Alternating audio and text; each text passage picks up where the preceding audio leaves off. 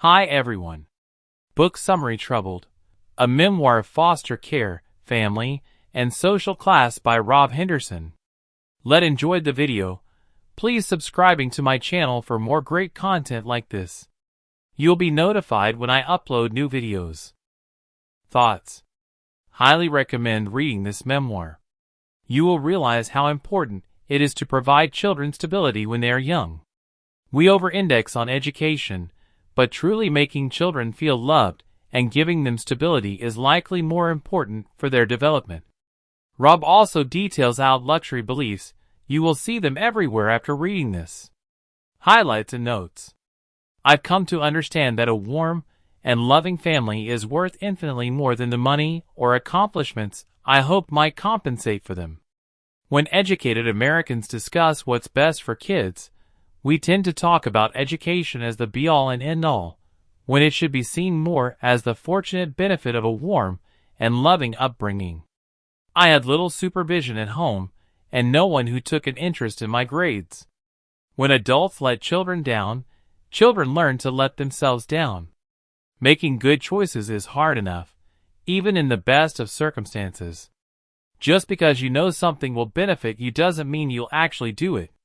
As a kid, I knew a lot of the choices I was making in the moment were unwise. I just didn't care. Knowledge alone isn't enough. For children, having a stable environment with two parents who implement rules, provide attentive care, and cultivate a sense of security goes a long way. Even when you present opportunities to deprive kids, many of them will decline them on purpose because, after years of maltreatment, they often have little desire to improve their lives. Plainly, being poor doesn't have the same effect as living in chaos. I've heard variations of the phrase, "I'm grateful for what I went through because it made me who I am today." Despite what I'm proud to have accomplished, I strongly disagree with this sentiment. The trade-off isn't worth it. Given the choice, I would swap my position in the top 1% of educational attainment to have never been in the top 1% of childhood instability. Much of my own life has been an unsuccessful flight from my childhood. Each time I moved, each time another adult let me down, and each time I let myself down, it was like tossing a Mentos into a Coke, sealing it, and believing everything would be fine. Chapter 1. Until your heart explodes. 1 in 5 foster kids are placed in 5 or more homes throughout their time in the system. 3/4 of foster kids spend at least 2 years in foster care. 33% stay 5 or more years. 1 in 4 are adopted. The median age for leaving foster care is 7 years old. I am a data point for each of these statistics.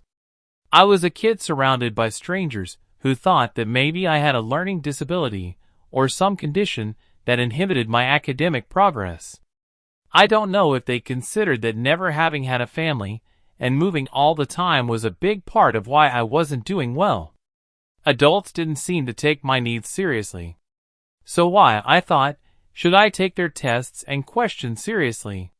Chapter 3. Burnout. He was mad that she left him and wanted to get revenge. She said his decision to not see me anymore was his way of hurting her.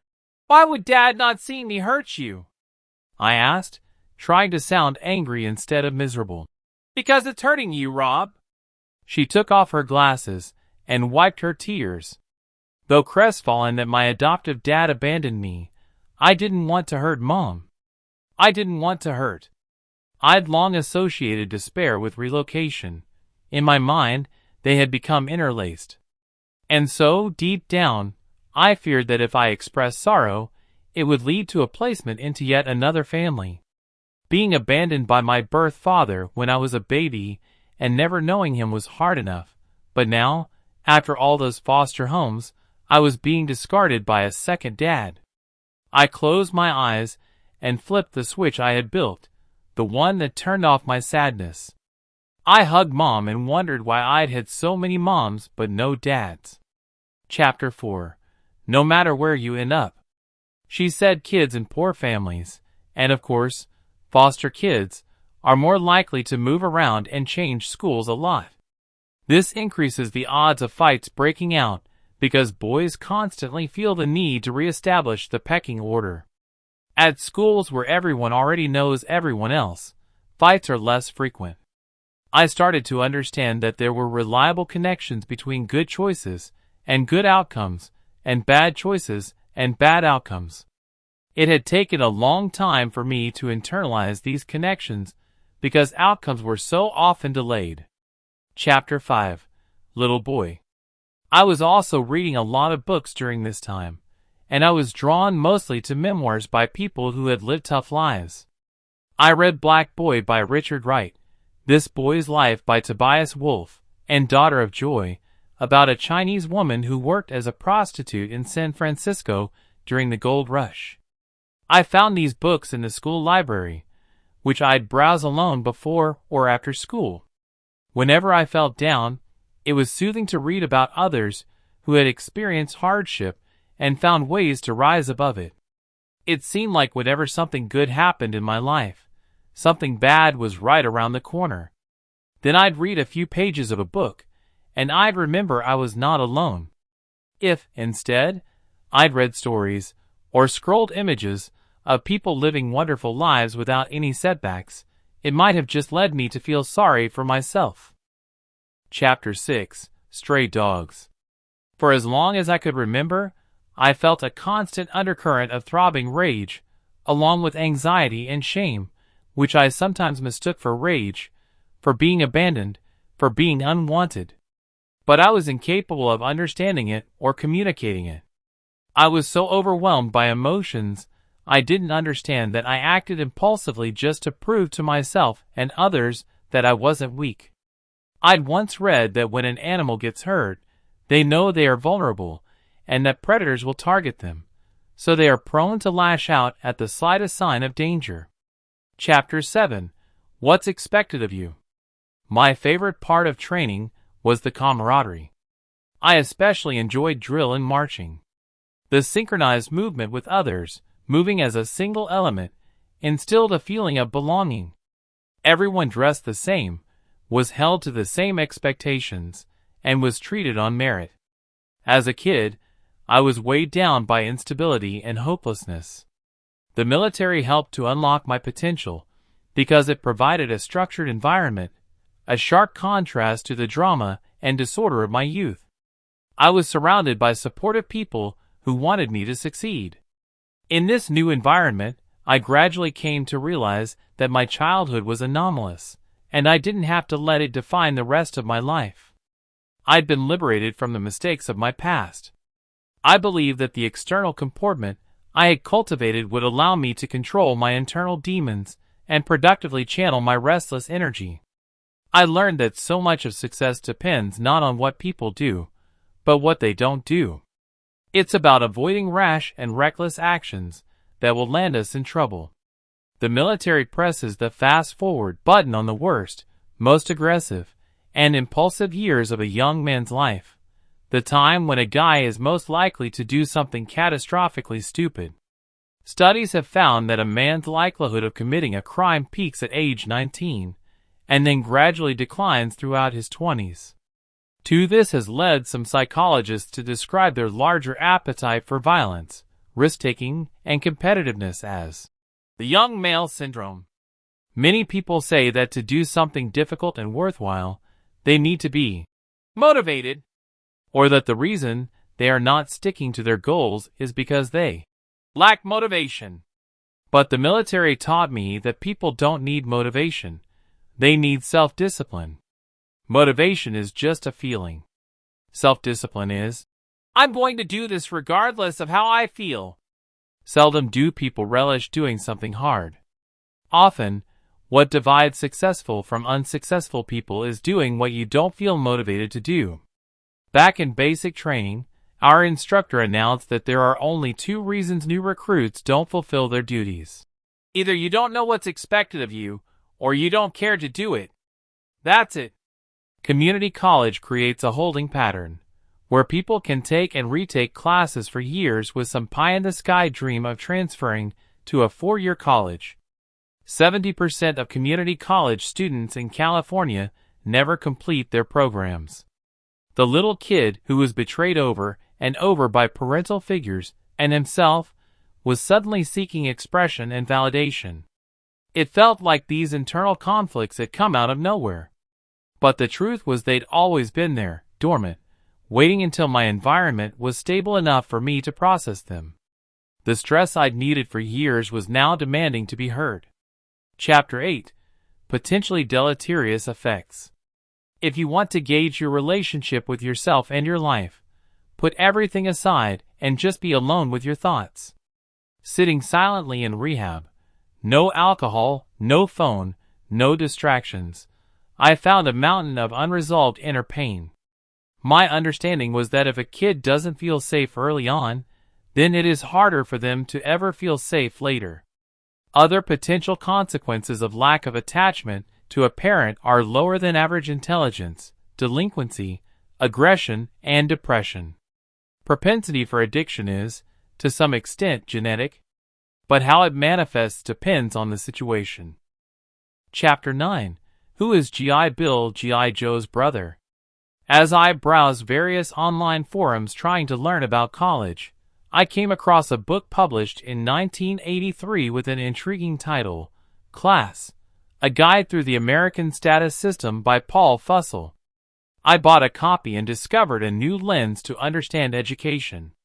The book claimed that the criteria we use to define the tiers of the social hierarchy are in fact indicative of our own social class.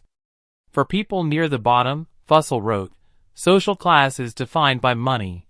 In this regard, I was right in line with my peers when I was growing up. We thought a lot about money. The middle class, though, believes class is not just about the size of one's pocketbook. Equally important is education. The upper class has some additional beliefs about class, which I would later come to learn. The lessons from the program that I related most personally to my life came from a seminar-style discussion.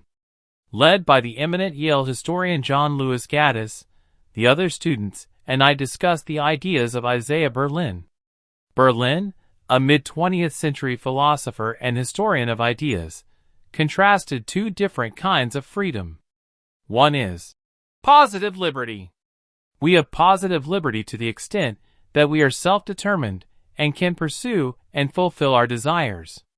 The other kind of freedom is negative liberty, meaning we are free to the extent that we are not being coerced when we make our own choices. Positive liberty is about the ability to accomplish our aims. Negative liberty is about the absence of coercion. I couldn't help but apply these concepts to my own life. For long stretches of my childhood, I had an abundance of negative liberty, and it simply allowed me to make a lot of bad decisions. The military stripped me of those freedoms. It was a giant coercion machine. It demanded I conform to certain beliefs and behaviors, which at age 17 was beneficial. Berlin believed people should not be tampered with or coerced. But he went on to say that giving children total freedom means they may suffer the worst misfortunes from nature and from men. Therefore, he believed, kids need a higher authority who knows better than they do in order to set boundaries. Restricting some freedom is essential for children to grow up, or, in the case of my enlistment, recover from the process of growing up. Chapter 10. Problem Child. Many students would routinely claim that systemic forces were working against them, yet they seemed pleased to demonstrate how special they were for rising above those impediments. This spawned a potent blend of victimhood and superiority. It was odd to see relatively advantaged people occupying elite institutions while seeing themselves as somehow beleaguered. Interestingly, studies have found that people with adverse childhood experiences, physical or emotional abuse, neglect, poverty, parental divorce, and so on, seem to age faster. Children with stressful lives tend to get their adult teeth earlier, reach puberty sooner, and undergo accelerated changes in their brain structure. 5. This also implies that a very comfortable upbringing might slow maturation. In high school, the guys I grew up with looked older than many of my college peers.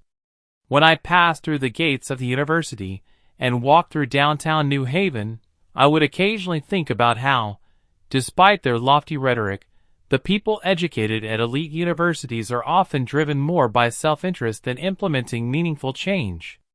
Solving the country's most challenging social ills was a secondary concern. I later read a study that found that upper-class people are more likely to endorse utilitarianism and the belief that the ends justify the means. One reason for this is that affluent people score relatively low on measures of empathy and favor cold calculations for decision-making. 7. Upon reading this, I thought about how students would sometimes tactically undermine their competitors to get prestigious internships. Interestingly, working-class Americans are more likely to read local news, while the wealthy and highly educated favor national and global news. 8. To me, it makes sense to keep up with what's going on in your local community. But there seems to be less practical reason to regularly read about events far removed from you, unless you aim to show others how worldly and sophisticated you are. Chapter 11. Luxury Beliefs. Gradually, I developed the concept of luxury beliefs, which are ideas and opinions that confer status on the upper class at very little cost, while often inflicting costs on the lower classes. The upper class includes, but is not necessarily limited to, anyone who attends or graduates from an elite college and has at least one parent who is a college graduate. Research has found that parental educational attainment is the most important objective indicator of social class. This is because, compared with parental income, parental education is a more powerful predictor of a child's future lifestyle, tastes, and opinions. 2. In 2021, more than 80% of Ivy League students had parents with college degrees. 3. In 2021, the Pew Research Center found that among households headed by a college graduate, the median wealth of those who have a parent with at least a bachelor's degree was nearly $100,000 greater than those who don't have college-educated parents. 6. This bonus of being a continuing generation, as opposed to a first-generation college graduate, has been termed the parent premium. My classmates' promotion of one ideal monogamy is outdated, while living by another, I plan to get married, was echoed by other students in different ways. Some would, for instance, tell me about the admiration they had for the military, or how trade schools were just as respectable as college, or how college was not necessary to be successful. But when I asked them if they would encourage their own children to enlist or become a plumber or an electrician rather than apply to college, they would demur or change the subject. Many affluent people now promote lifestyles that are harmful to the less fortunate. Meanwhile, they are not only insulated from the fallout, they often profit from it. I managed to piece together the luxury beliefs concept from my observations and readings to understand what I was seeing. In the past, people displayed their membership in the upper class with their material accoutrements. But today, luxury goods are more accessible than before. This is a problem for the affluent, who still want to broadcast their high social position. But they have come up with a clever solution. The affluent have decoupled social status from goods and reattached it to beliefs. Human beings become more preoccupied with social status once our physical needs are met. In fact, research has revealed that sociometric status, respect and admiration from peers, is more important for well-being than socioeconomic status. 9. Furthermore, studies have shown that negative social judgment is associated with a spike in cortisol, a hormone linked to stress, that is 3 times higher than in non-social stressful situations. 10. We feel pressure to build and maintain social status, and fear losing it. The French sociologist Émile Durkheim understood this when he wrote, "The more one has, the more one wants, since satisfactions received only stimulate instead of filling needs." 11. And research supports this. A psychology study in 2020 revealed that upper-class individuals cared more about status and valued it more highly than working-class individuals. Furthermore, compared with lower-status individuals, high-status individuals were more likely to engage in behavior aimed at protecting or enhancing their status. 12. Plainly, high-status people desire status more than anyone else does. You might think that, for example, rich students at elite universities would be happy because their parents are in the top 1% of income earners, and that statistically they will soon join their parents in this elite guild. But remember, they're surrounded by other members of the 1%. For many elite college students, their social circle consists of baby millionaires, which often instills a sense of insecurity and an anxiety to preserve and maintain their positions against such rarefied competitors. Veblen even goes so far as to say, "The chief use of servants is the evidence they afford of the master's ability to pay." For Veblen, even butlers were status symbols. Veblen proposed that the wealthy flaunt these symbols not because they are useful, but because they are so pricey or wasteful that only the wealthy can afford them, which is why they're high-status indicators. Consider the Veblen quote, "Refined tastes, manners, habits of life are a useful evidence of gentility, because good breeding requires time, application, and expense, and can therefore not be compassed by those whose time and energy are taken up with work. Only the affluent can afford to learn strange vocabulary, because ordinary people have real problems to worry about." The chief purpose of luxury beliefs is to indicate the believer's social class and education.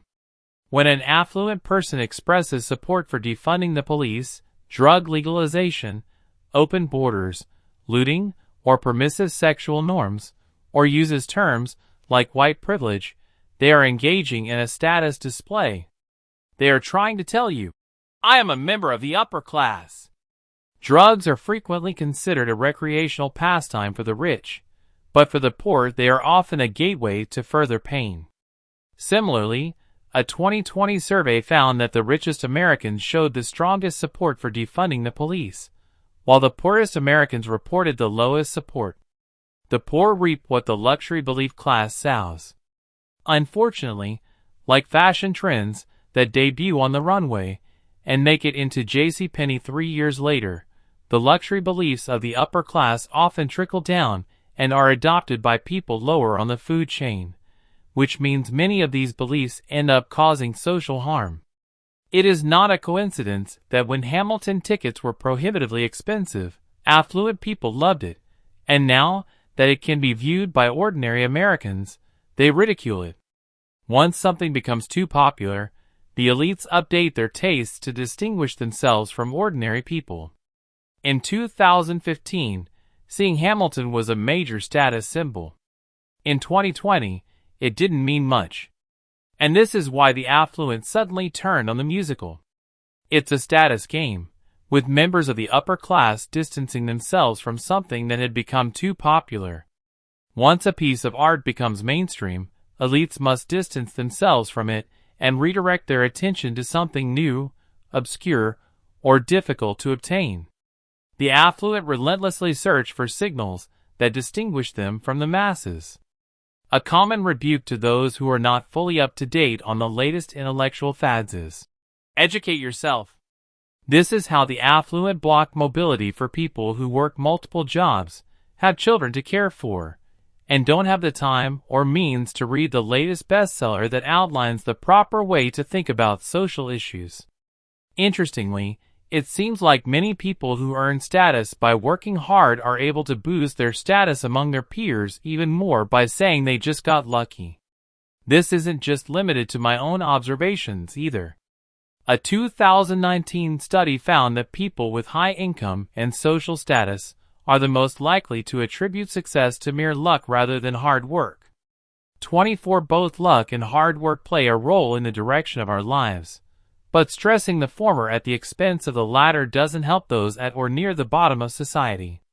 If disadvantaged people come to believe that luck is the key factor that determines success, then they will be less likely to strive to improve their lives. Successful people tell the world they got lucky, but then tell their loved ones about the importance of hard work and sacrifice.